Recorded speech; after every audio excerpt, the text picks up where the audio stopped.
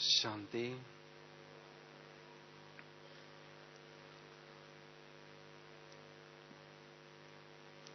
इस संगम युग में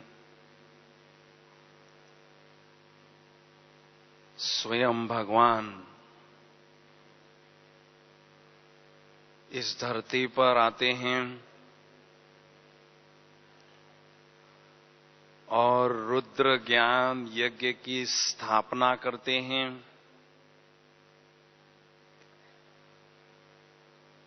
जिस यज्ञ में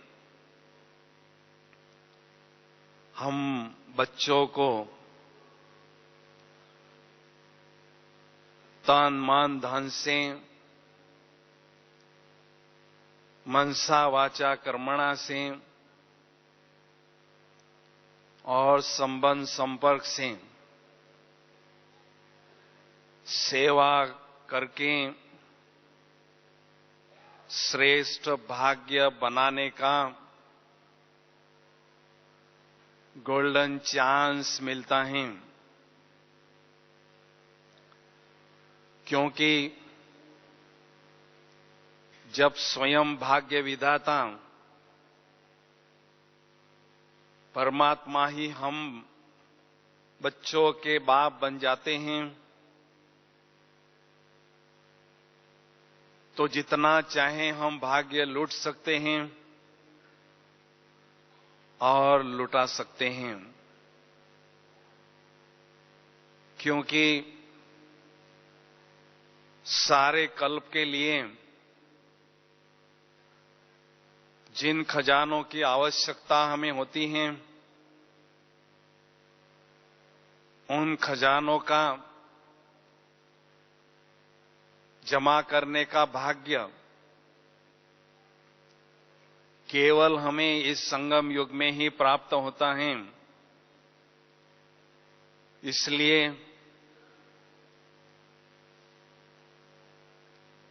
ऐसे श्रेष्ठ सेवा के द्वारा श्रेष्ठ भाग्य की पूंजी जमा करने के लिए कुछ एक बातों पर हमें ध्यान देना अति आवश्यक है। जिन बातों को ध्यान में रखने से निश्चित ही हम श्रेष्ठ भाग्य की पूंजी को बढ़ाने में सफल होते जाएंगे। वो कुछ एक बातें मैं आपके सामने रखना चाहूंगा। पहली बात है, आत्म अभिमानी होकर निस्वार्थ सेवा करना। देहाभिमान में आकर स्वार्थ भाव से अगर हम सेवा करते हैं तो उसका फल हमें बहुत कम मिलता है। सेवा करने वाले अगर सोचते हैं मुझे मान शान मिले, मेरी कोई महिमा करे, मेरी सेवा कोई देखे, तो इस स्वार्थ भाव से जो हम सेवा करते हैं उसका भाग्य घटता जाता है।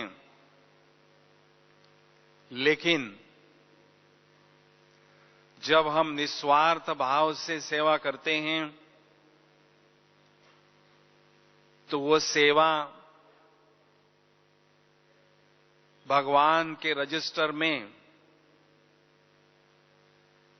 ऑटोमेटिकली नोंद हो जाती हैं और ऐसी सेवा करने का भाग्य हमें कई गुना मिलता है। इसलिए आत्म अभिमानी होकर निस्वार्थ सेवा करना ये अति आवश्यक बात है। दूसरी बात है, श्रीमत के अनुसार सेवा करना।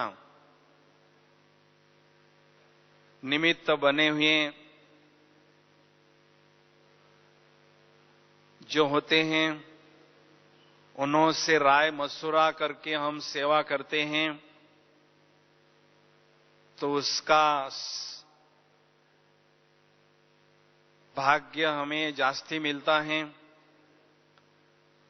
अगर हम मन मत में आकर बहुत सेवा करते हैं तो भी उसका भाग्य हमें बहुत कम मिलता है, क्योंकि निमित्त बने हुए जो होते हैं उनके आदेश के अनुसार सेवा करते हैं तो उसमें हमें उनकी दिल की दुआएं भी मिलती हैं और ऐसी सेवा करने से सेवा का फल खुशी के रूप में हमें प्राप्त होता है और भविष्य के लिए भी श्रेष्ठ भाग्य की पूंजी जमा होती है।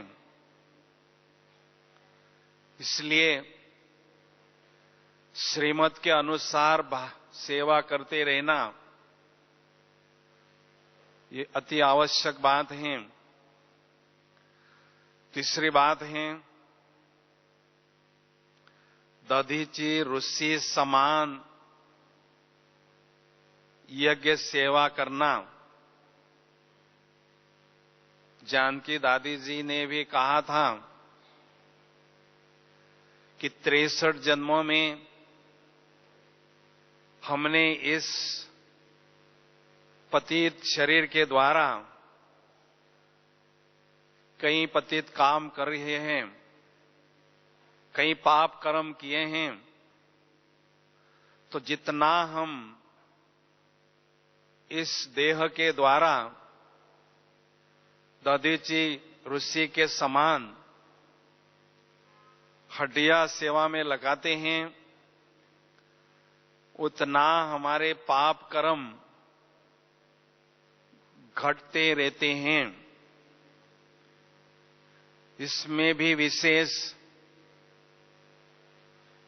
निमित्त बने हो को अगर हम ऑफर करते हैं तो हमें विशेष ऑफरिंग मिलती है। अगर निमित्त बने हुए हम सामने से सेवा करने के लिए कहते हैं और उसी अनुसार हम सेवा करते हैं तो हमारा भाग्य थोड़ा कम होता है। इसलिए तन से सेवा हम खूब करें। न जाने जिंदगी में कब आएगा अंधेरा। आज हमारा तन अच्छा है तो उसको खूब सेवा में लगाएं, क्योंकि जितनी हड्डी हड्डी सेवा हम करते हैं उतना वर्तमान समय बाबा हमें उसके भेंट में लाइट का शरीर, फरिश्ता स्वरूप का शरीर गिफ्ट में देते हैं और भविष्य में भी तन हमारा तंदुरुस्त रहता है। इसलिए सेवा भले साधारण हो लेकिन ऑलराउंडर बनकर हमें इस महायज्ञ में हड्डी हड्डी स्वाहा करना है और श्रेष्ठ भाग्य की पूंजी जमा करते जाना है। चौथी बात है, कर्म क्षेत्र पर कर्म योगी फरिश्ता बनकर सेवा करना, सेवा करते हुए सेवा की जो जिम्मेदारी होती है, जब हम जिम्मेदारी बाबा को देते हैं तो स्वयं को बहुत हल्का फुल्का अनुभव करते हैं। तो सेवा करते समय कर्म और योग का संतुलन रखना सीखें, क्योंकि कर्म में जब योग का समावेश होता है तो कर्मों में दिव्यता आने लगती है। इसलिए एक तरफ हम योगाभ्यास से बाबा से शक्तियां लेते रहें और दूसरी तरफ उन शक्तियों का प्रयोग सेवा में करते रहें, तो इस तरह से सेवा के साथ योग का अभ्यास करते रहने से तन से और मन से अथक बनकर अथक सेवा करते रहते हैं, जिससे संगम युग में हमें अथक भाव का वरदान भी बाबा से प्राप्त होता है। इसलिए ब्रह्मा बाबा को हमें फॉलो करना है। सेवा करते हुए भी योग युक्त सेवा करते रहने से स्वतः ही हमें अनेकों की दुआएं मिलती रहती हैं। पांचवी बात है, सदा स्वयं को चलता फिरता चैतन्य म्यूजियम समझें, क्योंकि हम जब म्यूजियम देखते हैं तो म्यूजियम में हमें कुछ एक बातें देखने के लिए मिलती हैं, पढ़ने के लिए मिलती हैं, सीखने के लिए मिलती हैं। तो ऐसे जब हम स्वयं को चलता फिरता चैतन्य म्यूजियम समझते हैं तो हमारे धारणा युक्त जीवन से अनेकों को श्रेष्ठ बातें देखने के लिए मिलती हैं और धारणा करने के लिए भी प्रेरणा मिलती जाती है। इसलिए बाबा कहते हैं, जब हम सेवा क्षेत्र पर होते हैं तो हमारा चेहरा दिव्य गुणों के श्रृंगार से श्रृंगारित किया हुआ हो, क्योंकि बाबा कहते हैं चलन और चेहरे से आपको बहुत सेवा करनी होगी, क्योंकि आजकल लोग ज्ञान सुनना नहीं चाहते हैं। ज्ञान के प्रवचन सुनते सुनते थक चुके हैं, इसलिए वो ज्ञान का प्रत्यक्ष प्रमाण हमारे जीवन में देखना चाहते हैं। इसलिए हमारी कथनी, करनी और रहनी तीनों का जब सामंजस्य होता है तो हमारे जीवन में कई बातें प्रेरणादायक होती हैं जो अनेकों को आगे बढ़ाने के लिए मददगार साबित होती हैं। स्वयं पुरुषार्थ करना ये अच्छी बात है, लेकिन अपने श्रेष्ठ पुरुषार्थ से, अपने श्रेष्ठ सेवा से अनेकों को ऐसी सेवा करने की प्रेरणा देना, यह उससे बढ़कर बात है। इसलिए हम सदा समझें, मैं कर्म क्षेत्र पर अवतरित हुआ फरिश्ता हूं। बाबा भी कहते हैं,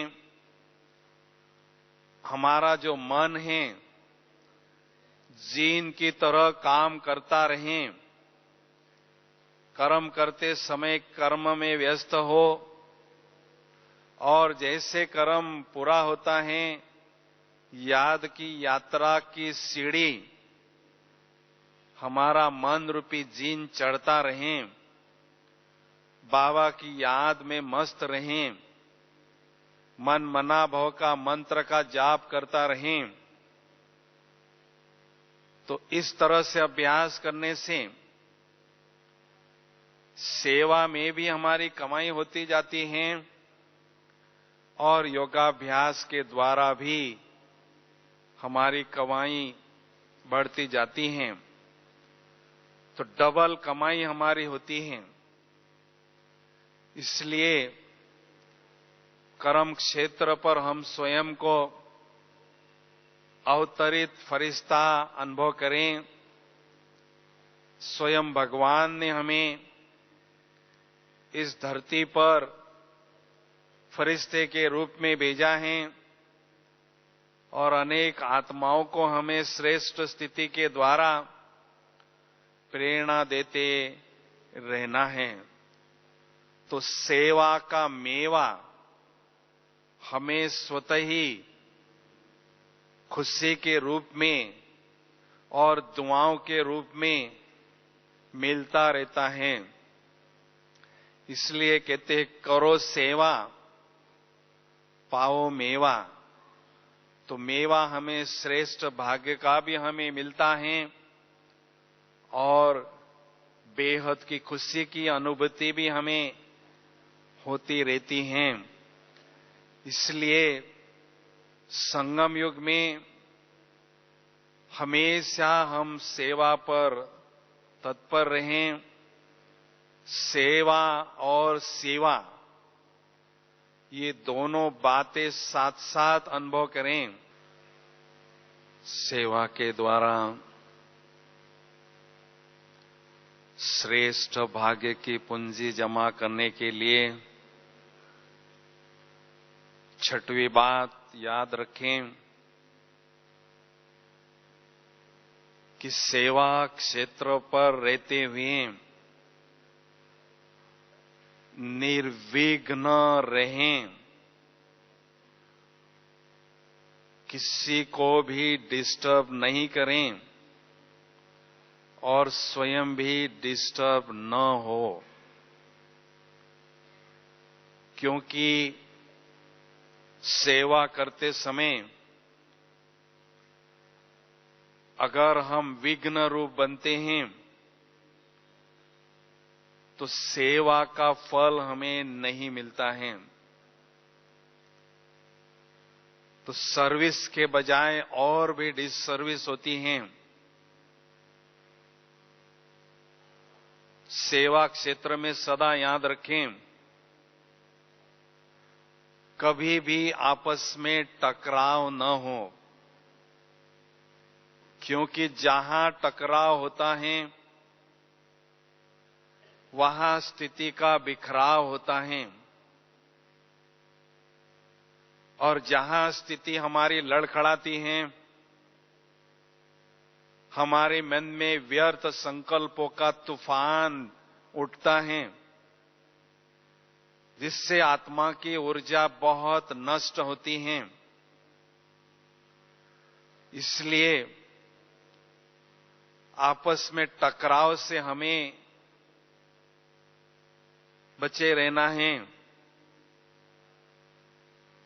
सेवा क्षेत्र में सदा 3 सेवक हमारे साथ रखें।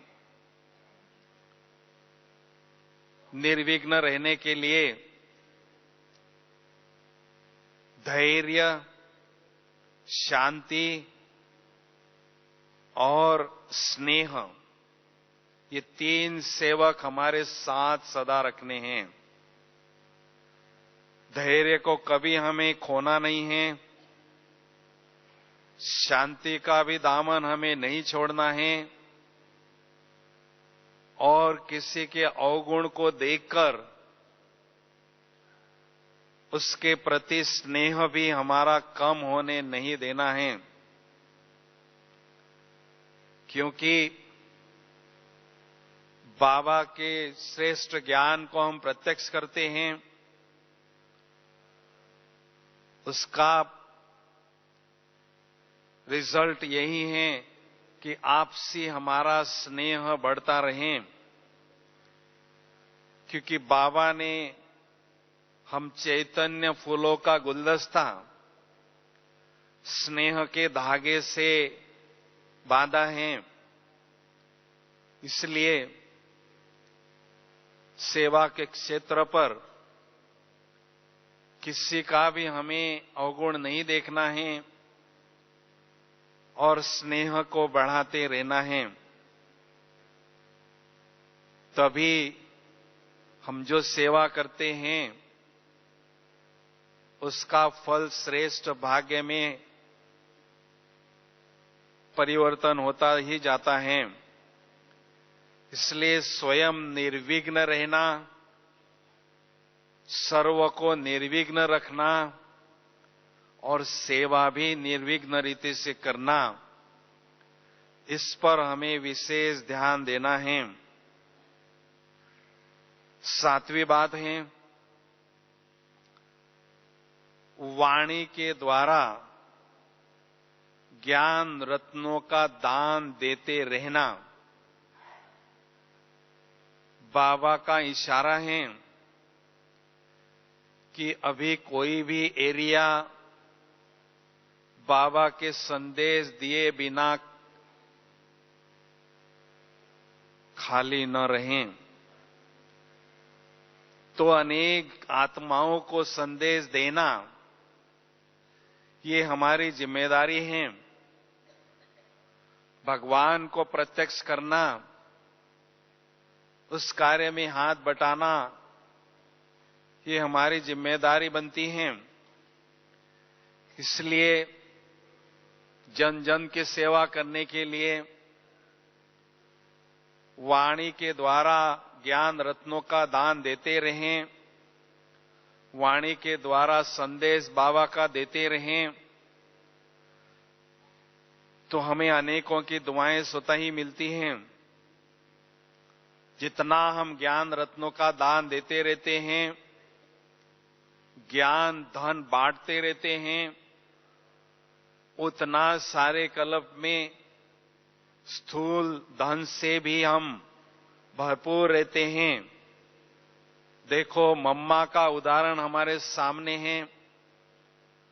मम्मा बाबा के पास खाली हाथ आई थी, लेकिन मम्मा ने ज्ञान सागर से ज्ञान रतन लेकर अनेक आत्माओं को बांटती रही, अनेक आत्माओं को ज्ञान रत्नों से सावकार करती रही।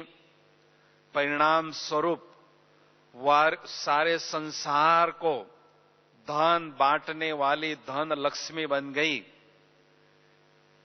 इसलिए जितना हो सके हमें अथक बनकर ज्ञान रत्नों का दान देते रहना है। संगम युग में आराम हराम है, ये अनुभव करना है। सच्चा आराम किसमें है? आराम।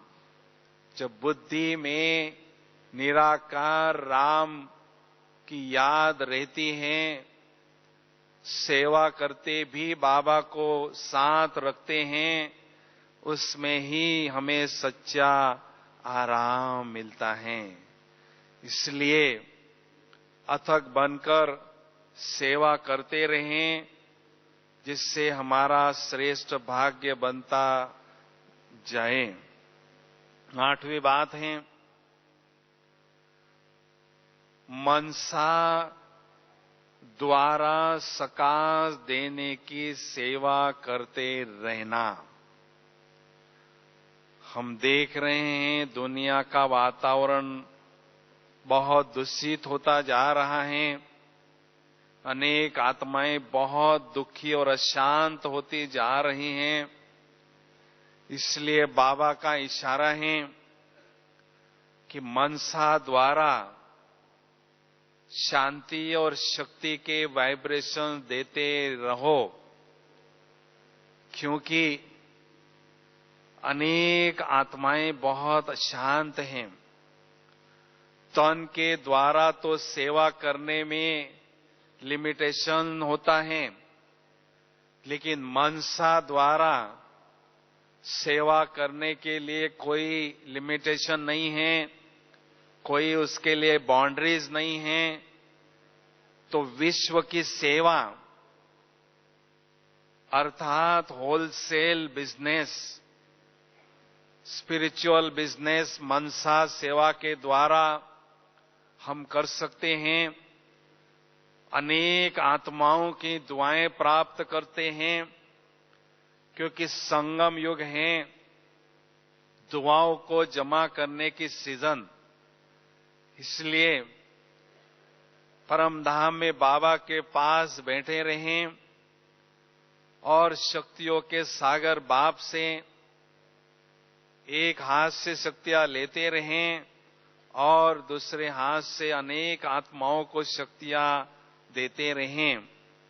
तो जितना ये बिजनेस हम करते रहते हैं, उतना उसका कमीशन दुआओं के रूप में हमें मिलता ही रहता है।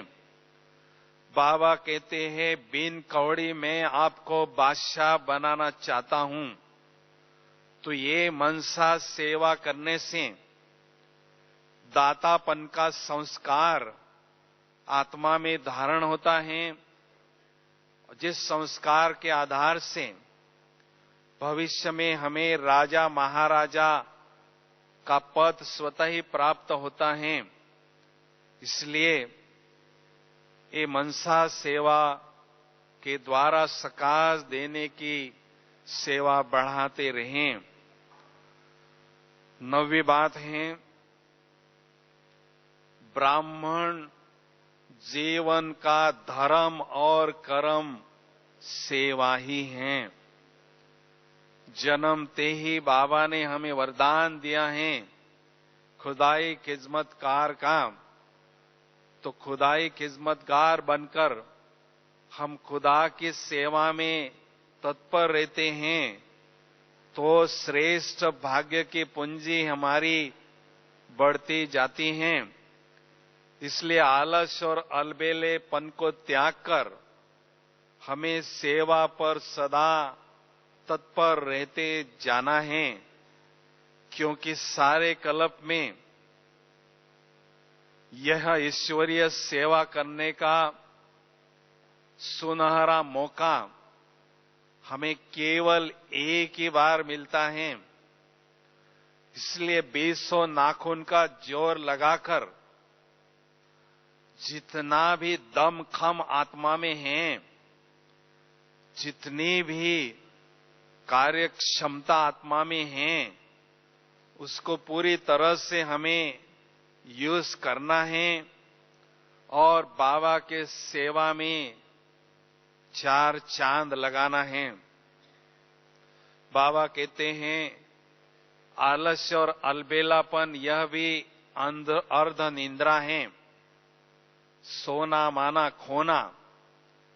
जितना यहां हम सोते हैं, उतना सतयुग में हमें कम सोना मिलता है। हमारा महल छोटा ही होगा। इसलिए जितना हम वर्तमान समय आराम को त्यागते हैं, आलस्य अलबेलेपन के निंद्रा को त्यागते हैं और हमारे जीवन में सेवा और सिवा, या तो बाबा की सेवा हो या शिव बाबा की याद हो, इन दोनों बातों को जितना अपनाते जाते हैं, उतना हमारा भाग्य बुलंदियों पर आगे ही आगे बढ़ता जाता है, क्योंकि भाग्य विधाता बाप ने हमें गोल्डन चांस दिया है। भाग्य की तस्वीर, तकदीर की तस्वीर बनाने के लिए श्रेष्ठ कर्म की कलम दी है। उस श्रेष्ठ कर्म की कलम से हम अपने तकदीर की तस्वीर जैसा चाहे बना सकते हैं। इसलिए हमें संगम युग में सेवा करने का बहुत अच्छी तरह से मौका लेना है, चांस लेना है। इसलिए हमें थोड़ी भी मार्जिन नहीं छोड़नी है।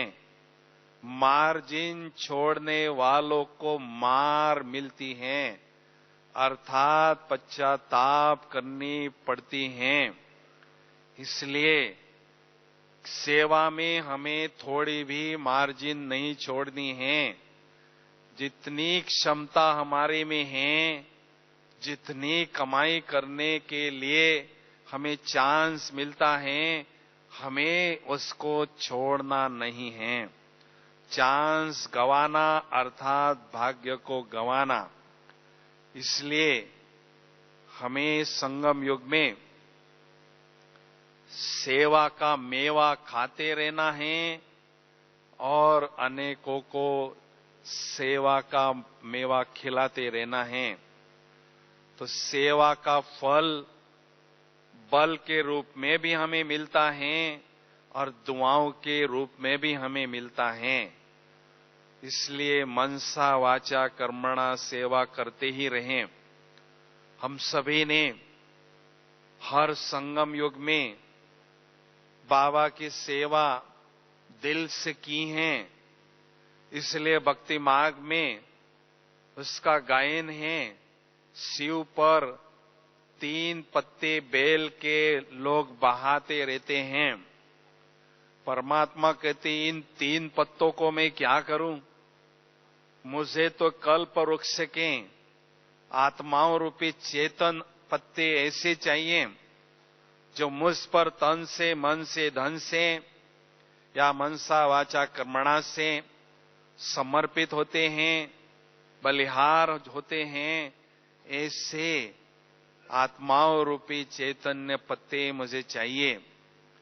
इसलिए शिव पर बलिहार हो जाना है तो उनके सेवा में हमें दिन रात लगे रहना है और भाग्य स्वयं का बनाना है और अनेकों का भाग्य बनाते रहना है।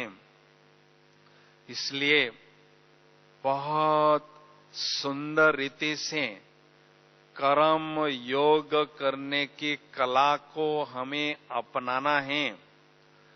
बहुत सुंदर युक्ति मैंने अपने जीवन में अनुभव की है। जब हम सेवा करते हैं तो ऐसा अनुभव करें, बाबा मेरे बाजू में बैठे हैं। बाबा केवल बैठे नहीं, बाबा मुझे देख रहे हैं। न केवल देख रहे हैं लेकिन बाबा मुझे सकाश भी दे रहे हैं। तो सेवा करते समय बाबा की याद भी रहती है और हमारी कमाई डबल होती जाती है। इसलिए बाबा कहते हाथ काढ़े और दिल यार्डे। हाथ से सेवा करो और दिल से यार को अर्थात बाबा को याद करो। तो ये हमारा अभ्यास हमें पक्का करते रहना है, क्योंकि आगे चलकर इतना हम सेवा में व्यस्त हो जाएंगे। बाबा ने कहा 4 घंटा आराम का भी आपको नहीं मिलेगा। 4 मिनट विदेही सेवा, विदेही स्थिति के द्वारा आपको ऐसा अनुभव होगा कि मैंने 4 घंटा आराम किया है। इतना व्यस्त आप बच्चे हो जाएंगे। तो जितना व्यस्त उतना मस्त रहना है और बाबा की याद से हमें शक्तियां लेते रहना है। तो अभी हम बहुत सुंदर योग का गहन अनुभव करेंगे। क्योंकि बाबा कहते हैं हमें अनुभव की अथॉरिटी बनना है। अभी आप मधुबन की श्रेष्ठ भूमि पर, तपोभूमि पर पहुंचे हैं, तो योग का सुंदर अनुभव करने में ही हमारा कल्याण है। तो चले हम सभी बहुत सुंदर योग की अनुभूति करेंगे चंद घड़ियों के लिए।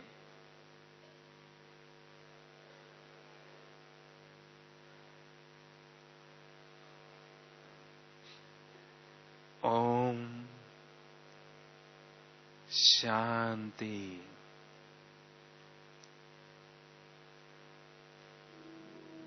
इस देह रूपी मकान में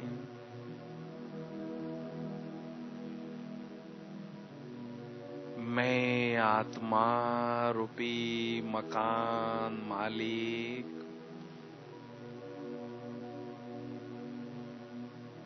ज्योति बिंदु आत्मा रूपी मकान मालिक आंखों रूपी खिड़कियों के पास भ्रुकुटी के बीच विराजमान हूं।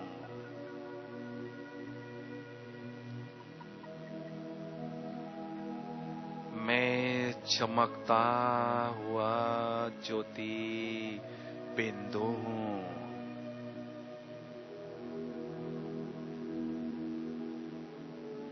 शांत स्वरूप ज्योति बिंदु हूं।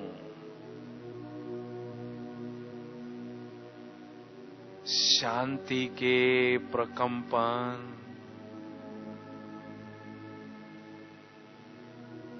मुझ शांत स्वरूप आत्मा से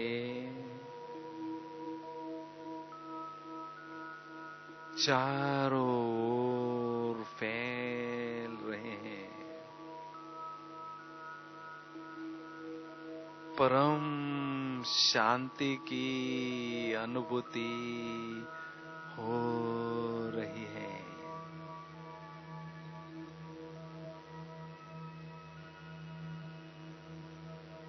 मैं खुदाई की चमत्कार आत्मा हूं।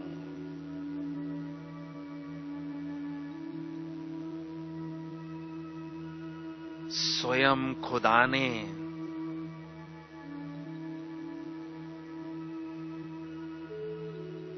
खिदमत बनाने के लिए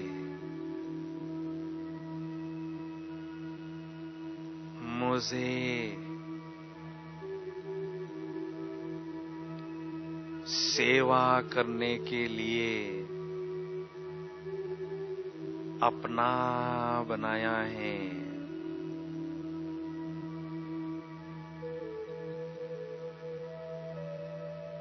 मैं विश्व कल्याणकारी आत्मा हूं।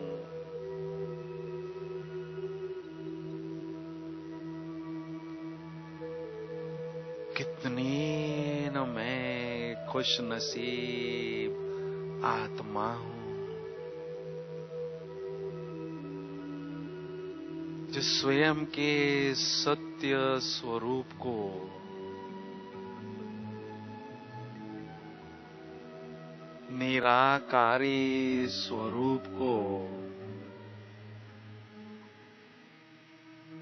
दिव्य चक्षु से स्पष्ट देख रही हूं।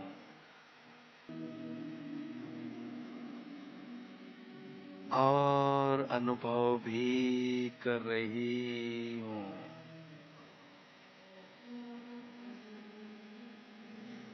देह रूपी वस्त्र को छोड़कर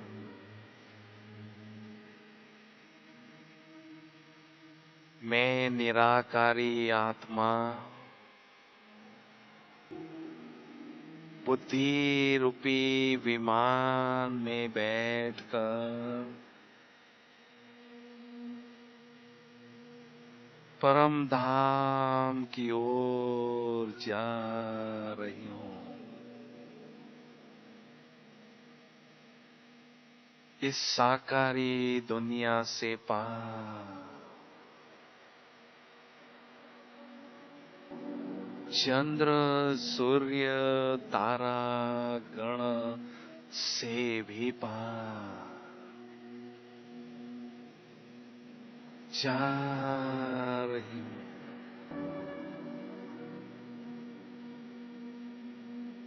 जा रही हूं। ओह, कितनी न्यारी और निराली है यह फरिश्तों की दुनिया।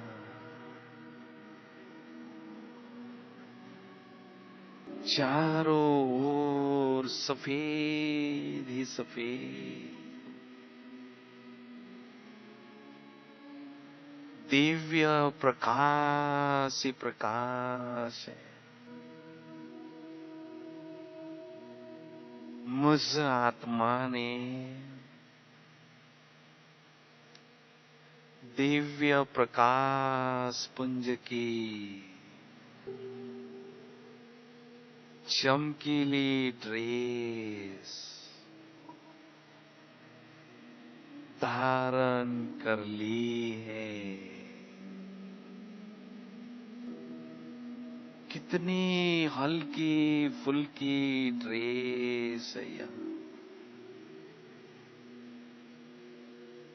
ओहो, फरिश्तों के राजा प्यारे ब्रह्मा बाबा अपने संपूर्ण फरिश्ता स्वरूप में मुझ फरिश्ते के समक्ष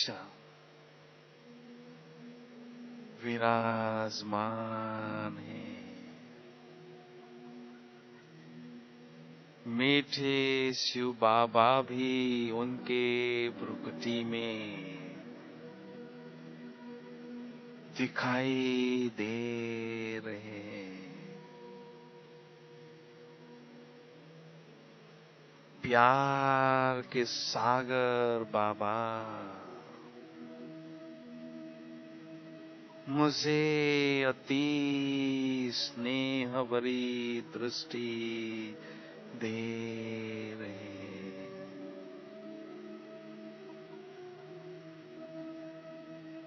मैं फरिश्ता स्नेह के सागर में समा गया हूं।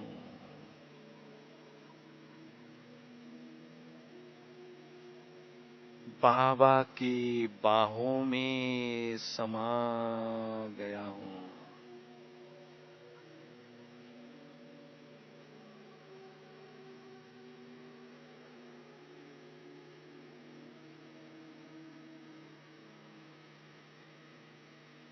फरिश्ता स्वरूप की ड्रेस को छोड़कर मैं निराकारी आत्मा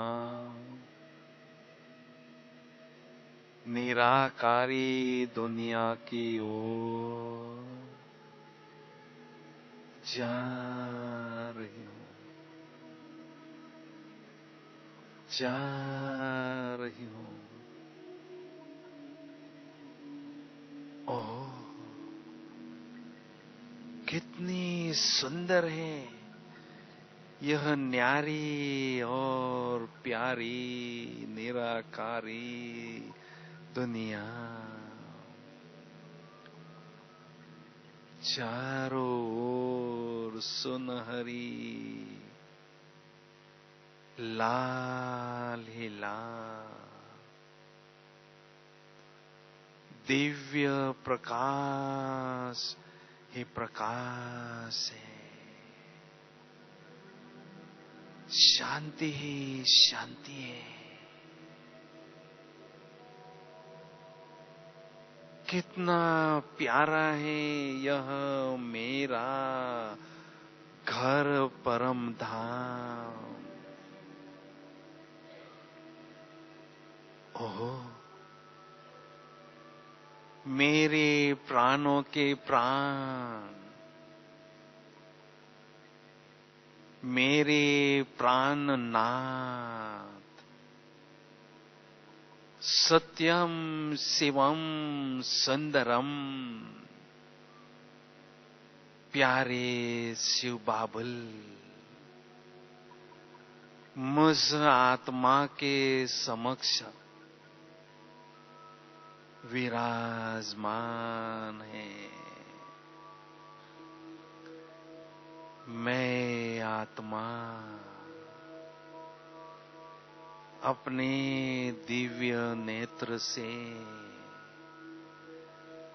बाबा की सुंदर छवि को निहार रही हूं। एक टक देख रही हूं। बाबा की सुंदरता का भरपूर आनंद ले रही हूं। मेरे दिल की दुनिया में बस मेरे दिलवर, मेरे दिलाराम बाबा ही बाबा है। बस बाबा ही बाबा है।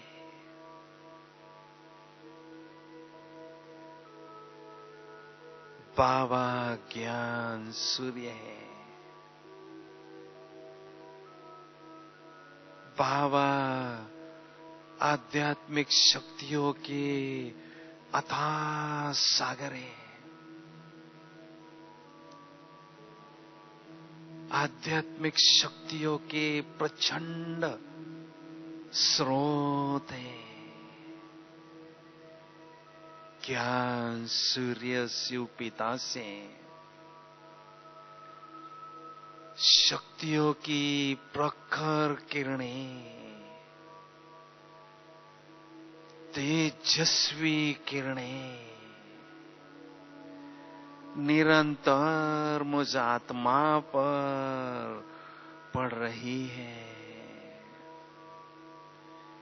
मैं आत्मा शक्तियों के सागर से अथाह शक्तियां, प्रचंड शक्तियां स्वयं में ग्रहण कर रही हूं। योग की प्रखर अग्नि में मेरे जन्म जन्मांतर के पांव दग्ध हो रहे हैं। मैं आत्मा स्वयं को एकदम लाइट और खुशी से भरपूर अनुभव कर रही हूं। मेरे जीवन के सुनहरे पल है यह, जो मैं आत्मा डायरेक्ट भगवान के सानिध्य में स्वयं को अनुभव कर रही हूं।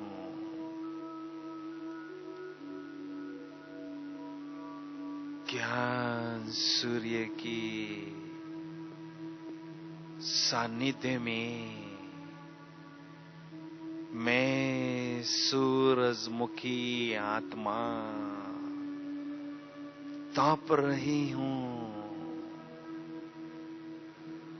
शक्तियों की तपत में तपती ही जा रही हूं। ज्ञान सूर्य स्नान कर रही हूं, शक्तियों से भरपूर हो रही हूं। मेरी आत्मा रूपी बैटरी चार्ज हो रही है, शक्तियों से भरपूर आत्मा निराकारी दुनिया से वापिस साकारी दुनिया की ओर आ रही हूं, आ रही हूं। और इस साकारी देह में भ्रुकुटी के बीच विराजमान हो चुकी हूं। मुझ शक्तिशाली आत्मा से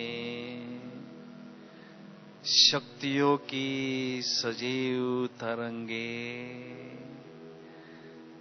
चारों ओर फैल रही हैं, इस वायुमंडल को भी प्रकंपित कर रही हैं, शक्तिशाली बना रही हैं। जैसे मेरे शिव पिता निराकार हैं, वैसे मैं उनकी संतान आत्मा भी निराकार ज्योति बिंदु हूं। मैं हूं देह से न्यारा, केवल एक चमकता हुआ दिव्य सितारा, दिव्य सितारा।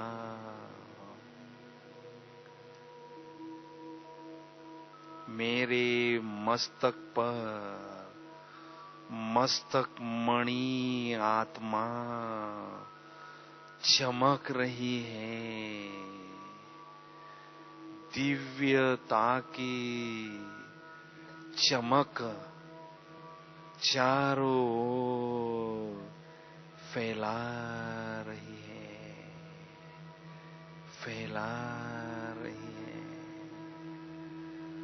ओम शांति, शांति, शांति।